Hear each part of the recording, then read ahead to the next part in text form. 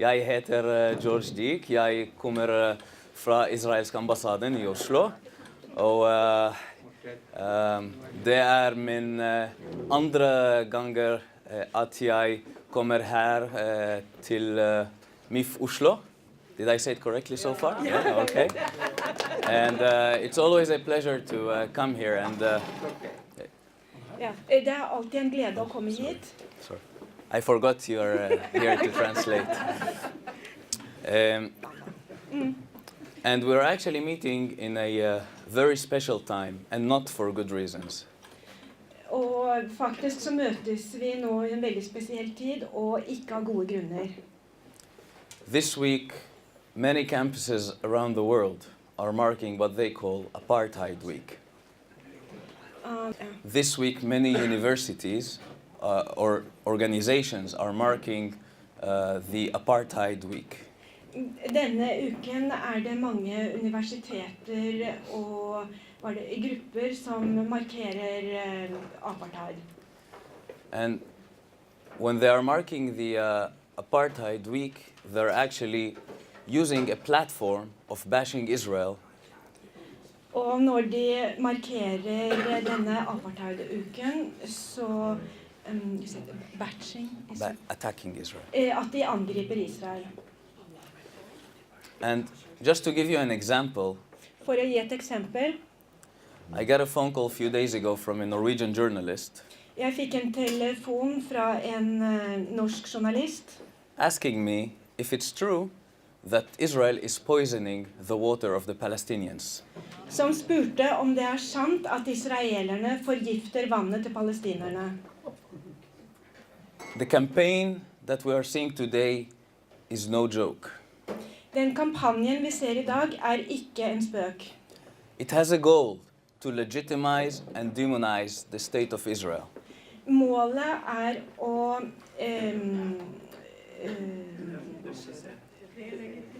legitimisere, altså å angripe Israel. Demonisere Israel. And make no mistake, it's okay to criticize Israel. Og ikke misforstå, det ikke feil å kritisere Israel. But don't mistake what this actually is. Men ta ikke feil av hva dette virkelig In the Middle Ages, I middelalderen they hated Jews for their religion. så ble jødene hatet på grunn av religionen. In the 19th and 20th century, they hated Jews for their race. Og I det 19. og 20. århundre så hatet de jødene Race. På grunn av rasen. And today, when it is no longer acceptable to hate a nation for their religion or for their race, Og I dag som det ikke akseptabelt å hate noen for rase eller religion, they are hated for their state. Så blir de hatet for sin stat. The reason changes, but the hate stays. Grunnene forandres, men hatet forblir. Anti-Zionism is the new anti-Semitism. Zionism. Sionismen den nye Antisemitism. And that is why MIF and all of you here are so important. Og derfor MIF og dere her alle så viktige. Because we have to stand up and to fight. Fordi vi må ta kampen. We have to fight against that hate, the same reasons that have been going on and changing. Vi må slåss for de samme grunnene som endres og fortsetter. We have to stand up and win the struggle against hatred and against the lies. Sorry. We must win this struggle. Ja, vi må vinne kampen. And that hate today is being spread around the world. Og dette hatet blir I dag spredt over hele verden. And some people are even calling Zionism a crime against humanity. Og noen kaller til og med sionismen en kriminalitet mot menneskeheten. What is the crime? Hva det kriminelle? That the Jews want a state of their own. at jødene vil ha en egen stat. There are 56 Islamic states in the world. Det 56 islamske stater i verden. There are 125 nations with Christian majority. 125 nasjoner med kristent flertall. And now the Jews want a state of their own? Og nå vil jødene ha en egen stat. In what right? Med hvilken rett? In what right should we change a situation where the Jews are persecuted and humiliated and killed? Altså, med hvilken rett In what right should we accept the situation where Jews want a state and stop being persecuted and humiliated? Ja, med hvilken rett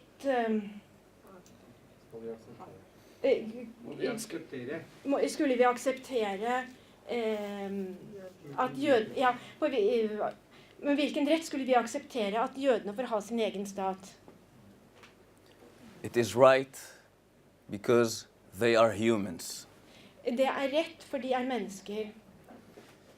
To deny a nation its right of self-determination is to treat someone as less than human. Å nekte noen å ha sin egen stat å se de som ikke mennesker. And therefore it is anti-Zionism that is a crime against humanity. Derfor det antisionismen som det kriminelle overfor menneskeheten. And while the leaders of the BDS and the Apartheid Week campaign are trying to destroy the idea of Israel, Så lederne for BDS, the boycott organizations. Ja, den boykottorganisasjonen. The leaders for that. Yeah, they're trying to destroy the idea of Israel. De forsøker å ødelegge idégrunnlaget til Israel. Others are trying to destroy it physically. Andre forsøker å ødelegge det fysisk. And the biggest threat to the security of Israel as a country is Iran. Og den største trusselen for Israel som et land Iran. Now, you know that the Western powers have reached the P5+1, as it's called.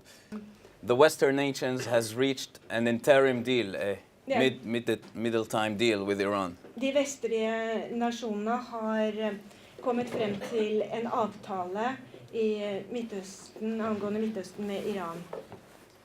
And now, in Vienna, they started the negotiations to reach a final agreement. Og nå i Wien så har de startet forhandlinger for å nå en endelig avtale. And the goal, of course, is to reach a final settlement. Og målet å nå en endelig bosetting. Avtale.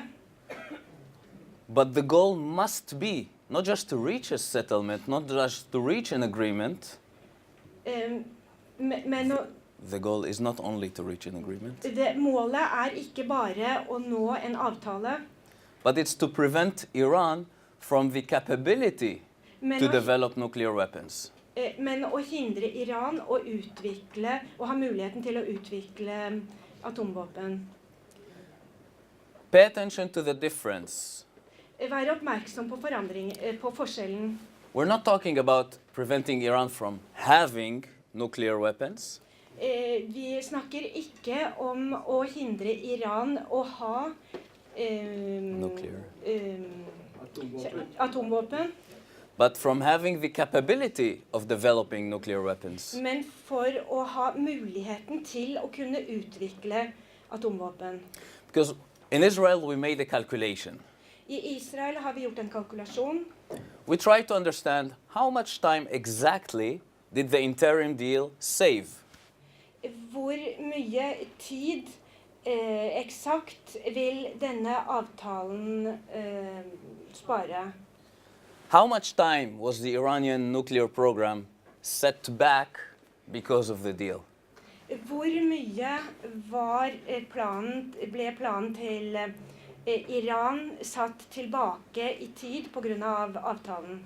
4 weeks. 4 uker. 4 weeks, practically nothing. 4 uker, praktisk talt ingenting. The Iranians got a great deal. the sanctions, Iranerne fikk en veldig god avtale. the wall of sanctions has been literally lifted. Muren av sanksjoner har så godt som blitt tatt bort. Countries and companies are going back to deal with Iran. Land og firmaer går tilbake og kommer tilbake igjen I handel med Iran. Iran is suddenly legitimate and smiling again. Og Iran smiler igjen. For 4 weeks. I 4 uker. That's all they gave back. Det alt de ga tilbake. And as we speak, Og når vi nå som vi snakker, they are developing centrifuges så utvikler de sentrifuger that are 15 times more efficient and faster from the centrifuges they have today. som 50? 15. 15 ganger større og kraftigere enn det de hadde 4 weeks ago. For 4 uker siden. So as we said, the interim deal with Iran took the Iranians 4 weeks back in their plans. Ja, altså hele avtalen tok oss 4 uker. Satt oss 4 uker tilbake. Satt oss 4 uker tilbake I tid. And now they're not only that it only took them 4 years backwards, but now they're developing centrifuges that are 15 times more efficient than the ones they used to have till now. Ikke bare det at det tok 4 uker, men at det 15 ganger mer avansert enn før. They're developing centrifuges that are 15 times more efficient than what they have now. De utvikler sentrifuger som 15 ganger mer effektive enn det de hadde før. They are developing what is called ICBM, Intercontinental Ballistic Missile, which is a long-range missile. De utvikler nå ICBMS, long-range missiles. Som mer effektive. Yeah. And these missiles are not, the range of these missiles doesn't only cover Israel, it actually covers Europe. Altså disse missilene når utover Europa. And they're working, and they're developing now missiles that can also reach 10,000 kilometers, that will also reach the United States. Så de utvikler da missiler som også kan nå helt frem til USA. Trust me. Tro meg. Nobody develops ICBMs, this kind of missiles, to put TNTs. Ingen utvikler denne typen missiler, ICBMS. The only reason why these missiles are developed Den eneste grunnen til at disse missilene utviklet is to carry nuclear warheads. For å bære atomstridshoder. If the Iranians are serious about reaching a deal, Hvis iranerne seriøse når det gjelder denne avtalen, they must be prevented from developing their ICBMs, which are a danger to Europe and the West. Så må de bli forhindret I å utvikle disse missilene som en direkte trussel mot Europa og USA. And the Iranian enrichment must be stopped. Og anrikningen av uran må bli stanset. Because today we are seeing a so-called new Iran, a smiling Iran. Det vi ser I dag, det en type ny Iran, et smilende Iran. And Iran is presenting itself as a moderate nation. Og Iran fremstiller seg selv som en moderat nasjon. Let's put that to the test. Så la oss teste ut dette. First of all, internally. Eternally? Internally, inside the country. Og fremst internt. In 1 month, in November 2013, when Rouhani was already president, I løpet av 1 måned I 2013, November 2013, når Rouhani more var president, more people were executed, hanged, ble flere mennesker henrettet ved henging than during any period of 6 months enn I løpet av noen periode, 6 måneders periode, in the previous period of Ahmadinejad. I løpet av hele Ahmadinejads periode. the Iranian people does not feel that this is a more moderate regime. Og iranerne opplever ikke at dette regimet noe mer moderat. So not internally, but maybe on the external affairs, on the foreign affairs, there is moderation. Ikke bare internt, men også eksternt, så det en moderasjon. Moderation, yeah, I like more moderate. Iran is today supporting terrorism around the world more, or at least the same as it used to be before. Iran ekspanderer terrorisme like mye nå som enn det var før. In the last 3 years, 30 attempts, successful or unsuccessful, to commit terrorist attacks were committed by Iran. In the last 3 years, I løpet av de siste 3 år 30 attempts to carry out terrorist attacks har 30 forsøk ved å utføre terroristangrep were either financed or carried out by Iran. har vært enten finansiert eller båret frem av Iran.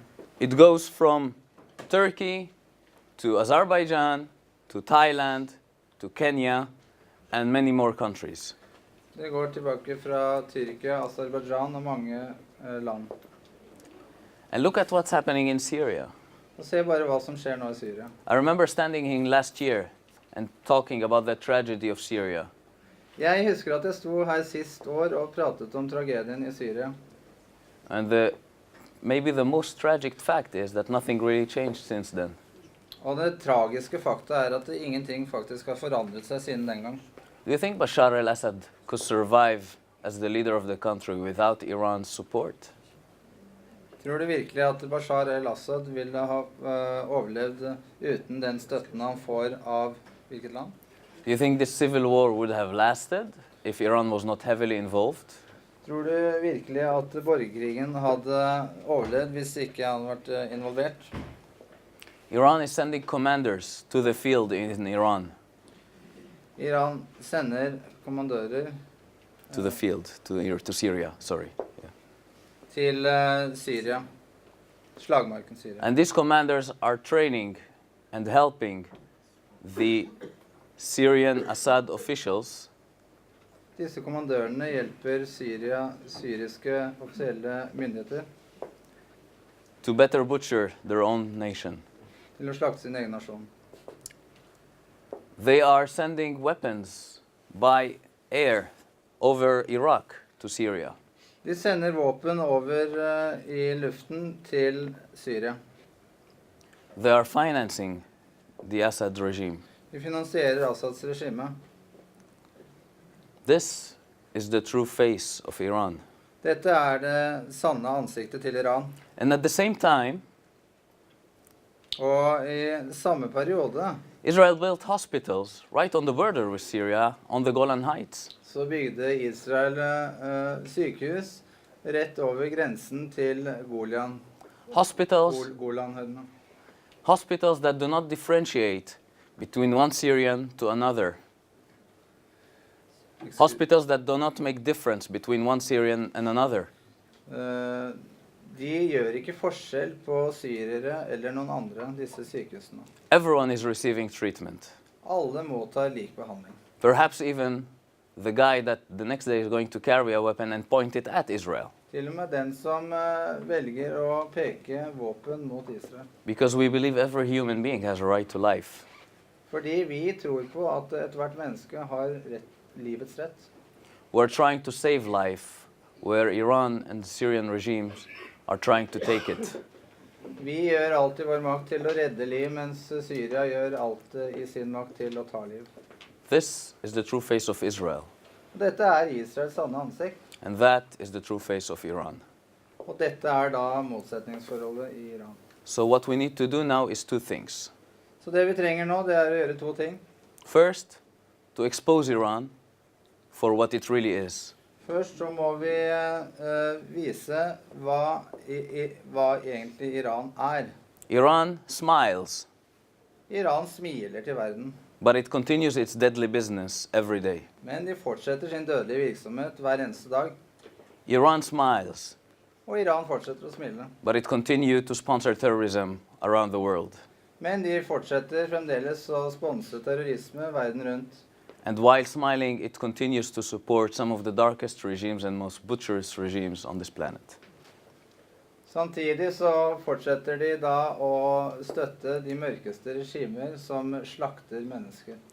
And the second thing we must do Og den andre tingen vi må gjøre, is to pressure our governments to ensure that Iran does not get, not only to have nuclear powers, to pressure our governments, det vi må gjøre er å presse vår regjering til that in the final deal with Iran, I den avsluttende avtalen med Iran, Iran doesn't only lose the option of having nuclear weapons, at Iran ikke bare mister muligheten til å ha atomvåpen, but also the capacity to build a nuclear weapon. men også kapasiteten til å utvikle slikt. If you have 3 pieces of one thing, Hvis du har 3 biter av en ting, it's not really a big deal like this to assemble them together. så er det ikke noe stor deal å assemble til å Sette dem sammen. føre dette sammen. Ja. And that is why Iran must be stripped of the capacity. Derfor må Iran forhindres I den muligheten. Now I would like to move and speak a little bit about the situation between Israel and the Palestinians. Så nå vil jeg gå videre til å snakke om situasjonen mellom Palestinaraberne og israelerne. As you know, there are negotiations taking place now between Israel and the Palestinians. Som alle vet nå, så det forhandlinger som pågår mellom Palestinaraberne og israelerne. And the American Secretary of State, John Kerry, is the one orchestrating and trying to bring the sides together. Og John Kerry, som da amerikanske senatets representant, forsøker å komme med løsninger. And we're really trying, we're really doing our best Og vi gjør virkelig vårt beste to find a solution to this very long conflict. til å komme med en løsning på denne veldig lange konflikten. Too many people are suffering because of the Israeli-Palestinian conflict. Veldig mange og altfor mange mennesker lider som følge av den palestinarabiske og israelske konflikten. We are for two states solution. De for en tostatsløsning. We want both nations to have a state of their own. De vil at begge statene skal ha hver sin stat. And the two are combined. Two states for two nations. Og de da skal forenes I 2 stater som da utgjør en nasjon. So we're thinking, what is the root cause to nation? 2 nations, altså 2 nasjoner. So we're thinking, what is the root cause of the conflict? Så hva røttene til denne konflikten? Maybe it's the settlements. Kanskje det bosetterne. Well, let's remember some facts, which you already know. Så la oss da gå gjennom noen fakta som dere allerede vet. The conflict between Jews and Palestinians in that land started in the 1920s, if not earlier. Konflikten startet allerede I 1920-årene, om ikke tidligere.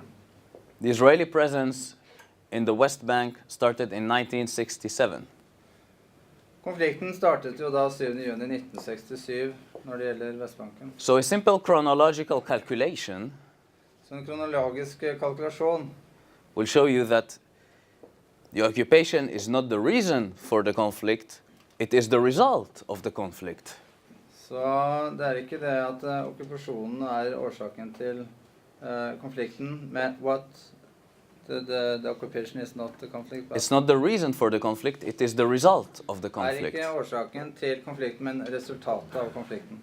If you look at all the West Bank and see how much of the land is actually built, Hvis vi ser på Vestbanken og hvordan dette bygd, And I'm talking built for Jews, for Palestinians, everything, every place that is actually built. How much is it in percentage of the total territory? Og jeg tenker da på alle i forhold til også jøder. Hvor stor prosent er det da av den totale befolkningen? What's your best guess? Tell me. Hva er din beste gjetning?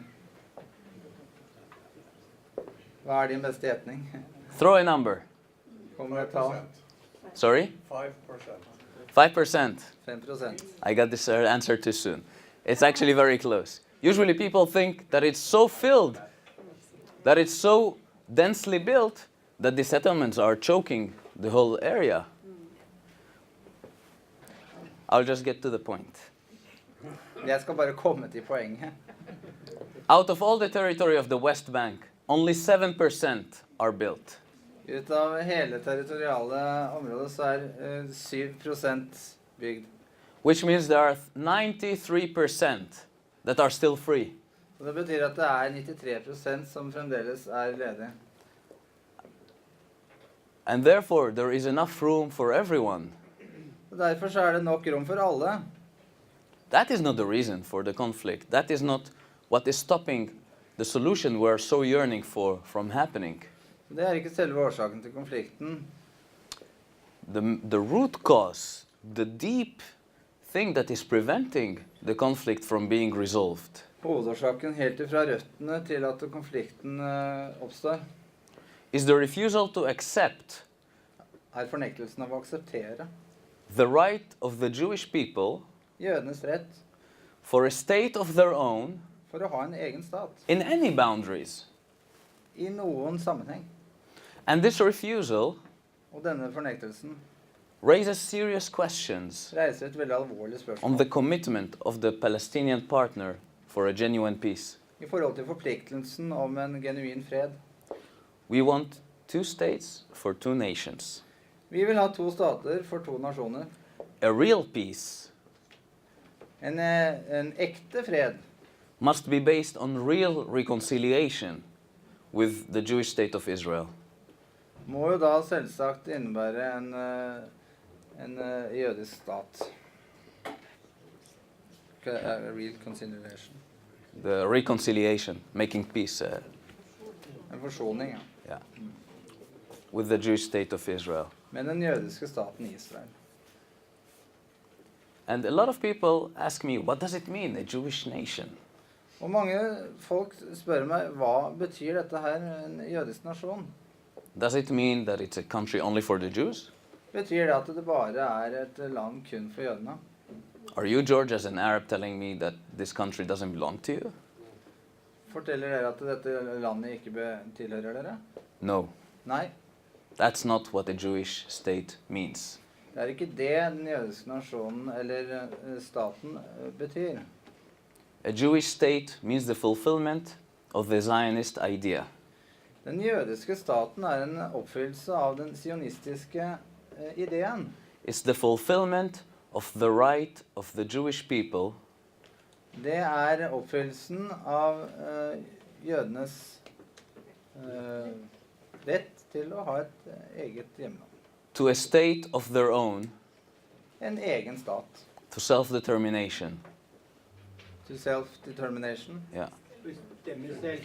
Til å bestemme selv, ja. If you seriously, genuinely, and wholeheartedly care for the Palestinian self-determination, Hvis du helhjertet og genuint ønsker at palestinerne skal ha en egen selvstendighet, then you must also agree that the Jewish people have a right of self-determination of their own. så må du jo selvsagt også akseptere at jødene har denne samme bestemmelsesretten. Unfortunately, Uheldigvis. what we're seeing today from the Palestinian side Det vi ser i dag fra den palestinske siden, doesn't always adapt or doesn't always match that kind of reconciliation. betyr ikke å adapt. It doesn't always match. Okay. Det passer ikke alltid. Det matcher ikke. Yeah.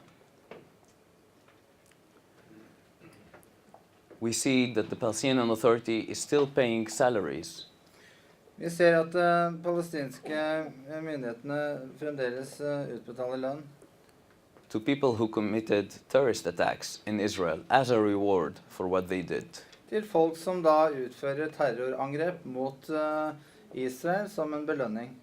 The more you kill, Jo flere du dreper, the more you get. jo høyere lønn får du av The- palestinske selvstyremyndigheter. MIF published a few days ago on their website a document from the Israeli police. Med Israel for fred dokumenterte fra det israelske politi An investigation of a Palestinian who tried to commit a terrorist attack. en etterforskning av palestinere som ville utføre terrorangrep. And he explained why he tried to do that. Og de forklarte hvorfor de prøvde å gjøre det. He said, Han sa, I'm getting married. jeg skal bli gift. I don't have a house. Jeg har ikke noe hus, I need a house, men jeg trenger et hus. but I can't afford a house. Men jeg har ikke råd til et hus. So how can I get the money to build a house? Så hvordan skal jeg skaffe pengene til å bygge dette huset?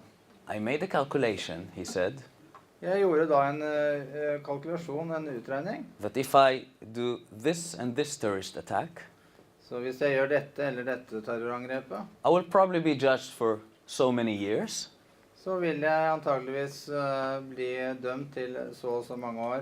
so I will get this amount of salary for being in jail by my government, Så får jeg da denne summen penger for å være i fengsel i min regjering, under mitt styre. and this is how I can afford to buy a house. Så det denne måten jeg har råd til å bygge meg et hus. It's not only rewarding people for committing terrorism, Det ikke bare å belønne folk for også å utføre terrorangrep. it's actually encouraging people who didn't want to do terrorism. Det oppmuntrer da andre mennesker som i utgangspunktet ikke vil til å utføre terrorløsninger.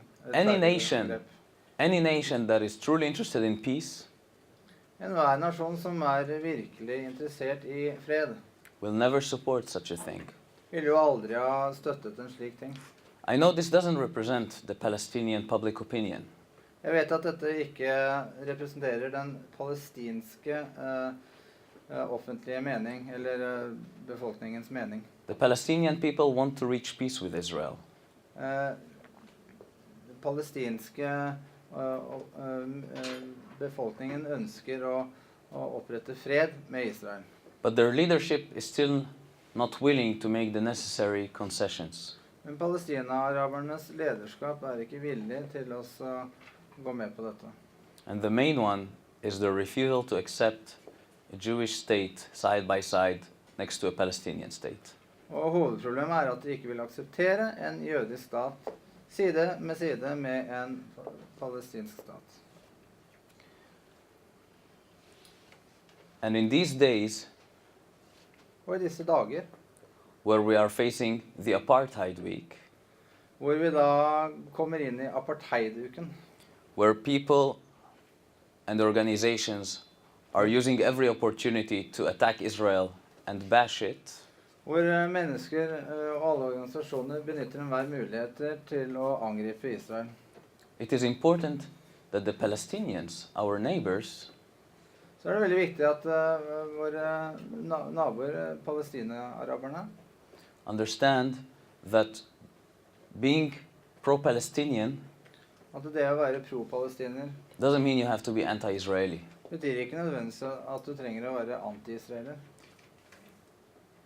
Being a supporter of the Palestinian struggle for independence Så det å være en støtte til palestinernes uavhengighet og selvstendighet doesn't mean you have to object the Israeli state right to exist. betyr ikke at du skal fornekte israelernes rett til å eksistere.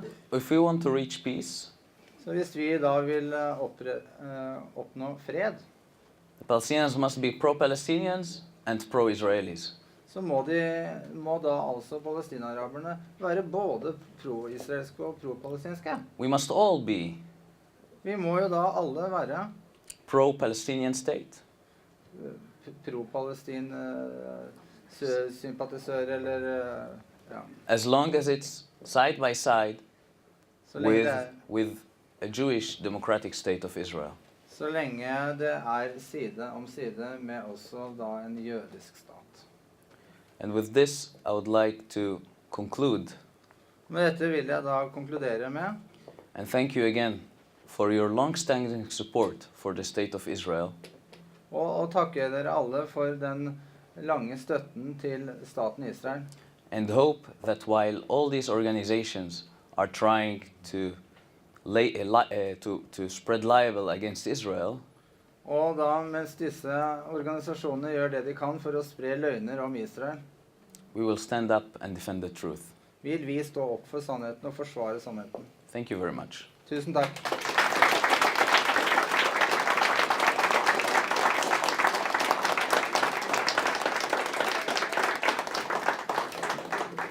Thank you. An applause for the translator, Okay, please. thank you. Thank you. Questions now? Yeah. Tusen takk. Da åpner vi for spørsmål. Det noen som har noe å stille? George, you've been here Kan du komme hit og stille? You've been here for a while now, and when you came, there was a lot of animosity against the state of Israel in Norway. Has that gotten better or worse, or remained the same during your stay here in Oslo? Kan du oversette Ja. på norsk? Jeg bare spurte George, han har vært her en stund. Når han kom, så var stemningen mot Israel ganske negativ. Og spørsmålet i den perioden han har vært her, har det blitt bedre, har det blitt verre, eller har det vært stabilt? Stay here and translate. Let's look at the facts. La oss se på fakta. As you know, there has been many attempts to boycott Israel in Norway. Det har vært mange forsøk på å boykotte Israel her i Norge. There was the Soda Stream campaign. Det var Soda Stream-kampanjen. There was the Church of Norway campaign. Or sorry, the Norwegian Refugee Council campaign. Statens flyktningsråd. And there is always the Palestina Committee campaign. Og så det Palestinakomiteens kampanjer. So let's see if they were successful. La oss se om de har hatt suksess. How can we measure that? Hvordan kan vi måle det? They want to destroy Israeli economy, Israeli export. De vil ødelegge den israelske økonomien eller eksporten. We can simply see if the Israeli export went up or down. Vi kan se om israelsk eksport har gått opp eller ned. So ladies and gentlemen, in 2013, Så mine damer og herrer, i 2013 the trade between Israel and Norway reached a high time peak. så var det høyeste som har vært. Never before has the trade between our countries been so high. Aldri før har handelen mellom to land vært så stor. We have 1.5 billion kroners in trade between the countries. Det 1,5 milliarder kroner handel mellom landene. And it's another increase of a trend of 5 years.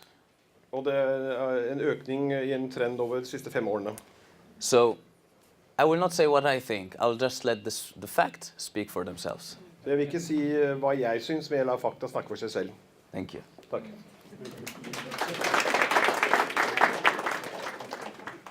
Har du noe å spørre om? Will you continue with me? Thanks. Ja, jeg skal spørre deg på norsk, og jeg skal oversette til arabisk til han. Kanskje blir lettere. You can do it in Norwegian. It's okay. He will translate to me. Spørsmålet til George og til israelske ambassaden. De sier at norske journalister angreper Norge. Hvorfor dere ikke inviterer alle journalistene til Israel for å se sannheten der? In the speech about the Kurdish. Nummer 1. Nummer 2. Hvorfor palestinske loven aktive i Norge mer enn israelske loven? Hvorfor det Israel skulle ikke ha stor rolle i Norge? Og så når det gjelder Iran, jeg tror spørsmålet hva Israel og USA har gjort mot Israel. Det bare diskusjon, ikke noen reaksjon. Jeg tror ikke at Israel vil fjerne også Syria. De har ikke noen reaksjon, jeg bare diskuterer om det. Iran fare for verden. For meg som kurdere, Iran okkupert mitt land. Iran okkupert landet for 5 år siden. Jeg leder for et kurdisk parti og leder for samarbeid mellom alle nasjoner i Iran, og jeg vet mer om Iran.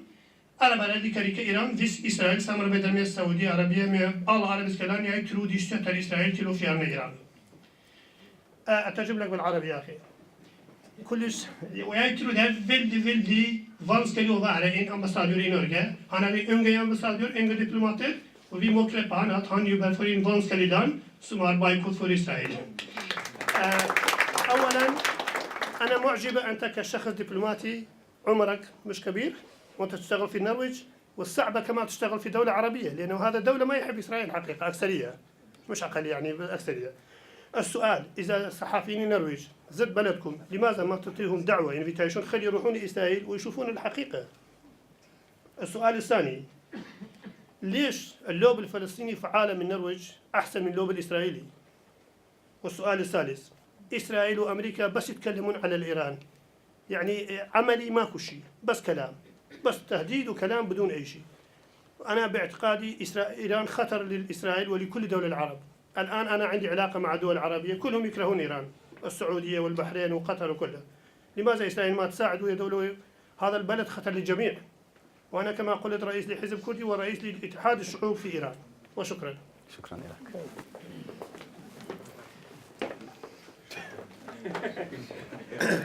You know, my Arabic is so-so.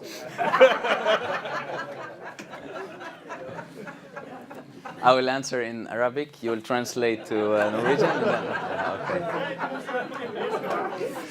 The first question about the journalists and the media. Første spørsmål om journalister og media. The Norwegian journalists don't need an invitation from me to go to Israel. Norske journalister trenger ikke invitasjon fra meg til å dra til Israel. They don't even need a visa. De trenger ikke engang visa. They can just pack their bag and go. De kan bare pakke kofferten og reise. But I can tell you that we do have a lot of delegations that we are organizing to go to visit Israel. Men jeg kan fortelle at vi organiserer mange delegasjoner for å besøke Israel. And I think we can see that there has been a significant change in the last few years. Vi kan se det har vært en signifikant endring over de siste par årene. We see more stories about Israeli economy. Vi ser flere historier om israelsk økonomi. I've seen a lot of stories about Israeli tourism in Norway. Sett mange historier, beskrivelser om turisme i Israel. About Israeli culture. Om israelsk kultur. And we are working hard to make more of those. Og vi arbeider hardt for å få flere slike historier. But we cannot do it alone. Men vi kan ikke gjøre det alene. We need the help and the support Vi trenger hjelp og støtte of our friends in Norway. fra alle våre venner i Norge. The best way, and I agree with my friend, the best way to change the minds of people is actually bring them to see it in their own eyes. Og jeg er enig med vår venn her at den beste måten å endre folks synspunkter er å ta dem med dit for å se det. And that brings me to the second question. Og det bringer meg til neste spørsmål da. About the Israeli and the Palestinian lobby in Norway. Og vedrørende den israelske og palestinske lobbyen her i Norge. We are used to think about the field game as if we're talking about the pro-Palestinian on one side and the pro-Israelis on the other side. Vi er vant til å tenke på dette som todeling. Den ene pro-israelske og den andre pro-palestinske. But as I said before, that being pro-Israeli or pro-Palestinian doesn't mean you have to be anti the other side. Men som jeg sa tidligere, det å være pro-palestinsk betyr ikke at man er anti-israelsk. So the real line, the real axis Den virkelige aksen is not between pro-Israelis and pro-Palestinians. er ikke mellom pro-palestinsk og pro-israelsk. It's pro-peace and anti-peace. Det er for fred eller mot fred. And the question you should ask people is not, are you pro-Israeli or pro-Palestinian? Spørsmålet du stiller andre er ikke, er du pro-palestinsk eller pro-israelsk? The question you have to ask them, are you pro-peace or anti-peace? Spørsmålet du må stille er du for fred eller er du mot fred? Because if you deny Israel the right to exist, you are anti-peace. For hvis du nekter Israel retten til eksistens, så er du mot fred. If you're delegitimizing and demonizing Israel, you are anti-peace. Hvis du demoniserer Israel, så er du demonized and delegitimize, you are anti-peace. If you are delegitimizing or demonizing Israel, you are anti-peace. Hvis du demoniserer Israel, så er du mot fred.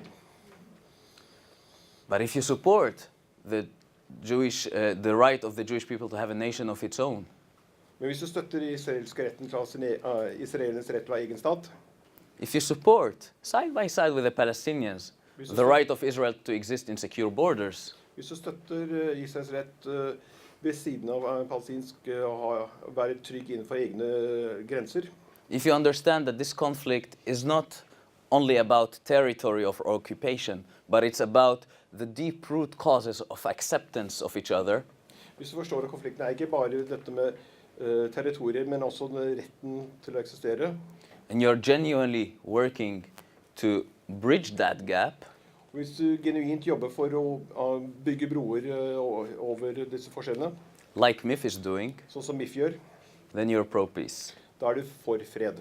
So I don't know if the pro-Israeli or pro-Palestinian lobby here are, which one is stronger than the other. Jeg vet ikke om den pro-palestinske og pro-israelske lobbyen sterkest, But that's an irrelevant question. men det en irrelevant spørsmål. Comparing to the question, are you pro-peace or anti-peace? Sammenlignet med spørsmålet, det for fred eller mot fred? And I'm glad, my friend, Og jeg glad for min venn, that the pro-peace lobby og jeg glad for at for fred-lobbyen is winning. vinner. The third question was about Iran. Tredje spørsmål var om Iran. Why don't Israel do something about it? Hvorfor gjør ikke Israel noe med det? You said it yourself. Du sa det selv, It's not only Israel's problem. det ikke bare Israels problem.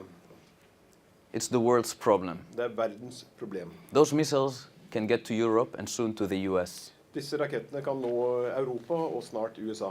The capabilities of Iran to developing a nuclear weapon Irans mulighet til å bygge atomvåpen, if they're not stopped in the next negotiations round, hvis ikke det stoppes i den neste forhandlingsrunden, will be closer than ever and a threat to everyone. vil være mye nærmere og A threat to everyone. en trussel til alle. And you pointed very rightfully.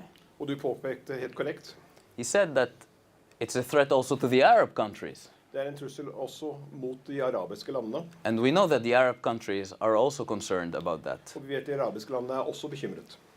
So we are hoping that Så vi håper that the international community will take that responsibility at det internasjonale samfunnet vil ta det ansvaret and will do something about it. og gjøre noe med det.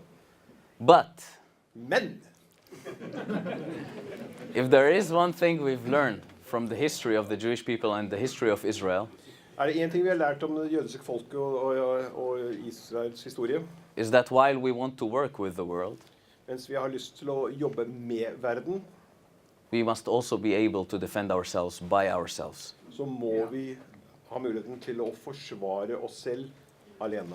And if comes the day that we will find that the international community is not able to do its job, Hvis det kommer en dag hvor vi finner at det internasjonale samfunnet ikke i stand til å gjøre jobben sin, then we will have to reach the conclusions that we need to reach and do the actions that we need to do.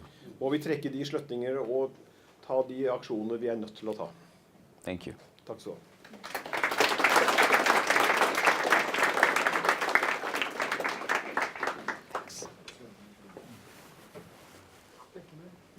Ari, Nei, jeg skulle bare ja, gjelder det spørsmål om det han har snakket om? Da vil jeg be deg komme frem her. Noe annet enn positiv støttende til Israel. Med det at de et utvalgt folk, og de har et utvalgt land. Og det at vi som har fått åpnet øynene, får se at vi vil hele tiden kunne være en nasjon, om ikke vi har hele nasjonen med oss. We will always be a people, some of us, who have seen that if we don't have the whole nation, we have a part of the nation who can support you. And therefore my question is to you. What about the democracy? Democracy in Israel. Because that is something I think very many has a different opinion about. What is that really? Thank you for the very encouraging and supportive words. Takk for de oppmuntrende ordene. It is actually a a part of a campaign Det faktisk en del av en kampanje to try and picture Israel as a country that is still not or not a democracy. og en kampanje for å avbilde Israel som en stat som ikke eksisterer, eller som ikke har demokrati. Israel is already a country. Israel allerede en nasjon. It has been accepted and admitted in the United Nations. Den har vært akseptert i De Forente Nasjoner. And not only it is a country today, Ikke bare det et land i dag, but I will tell you not what will happen if, I will tell you what is on ground today. jeg vil ikke fortelle hva som kan hende, men hva som skjer i dag. In 65 years, I 65 år Israel produced 12 Nobel Prize laureates. kom Israel frem med 12 Nobelpriser. 9 of which are in science. 9 som innenfor vitenskap. No other country can show such statistic per capita. Ikke en annet land kan vise den type statistiske resultater per innbygger. In the state of Israel, I den israelske stat we have no gold, har vi ikke noe gull, no oil, ikke noe olje, no uranium, ikke noe uran, and virtually no other natural resource. og praktisk talt ingen andre naturråvarer. In fact, only lately we have discovered some gas offshore Israel. Ja, vi har nylig oppdaget noe gass utenfor Israel. But we do have one resource that we can use. Men vi har en råvare vi kan bruke. And this resource is the only one that got Israel to where it is today. Og denne ressursen den eneste som som har brakt Israel frem til der det i dag. It's this resource. Det denne ressursen. Han peker på hodet sitt. And with this resource, Med denne ressursen, min hode, ditt hode, ikke min hode, men how you say ours? Oss. Ikke mitt Oss. hode, men våre Ja. hoder. Yeah, min hode, sorry. We were able to change the world. Har vi hatt mulighet til å endre på verden.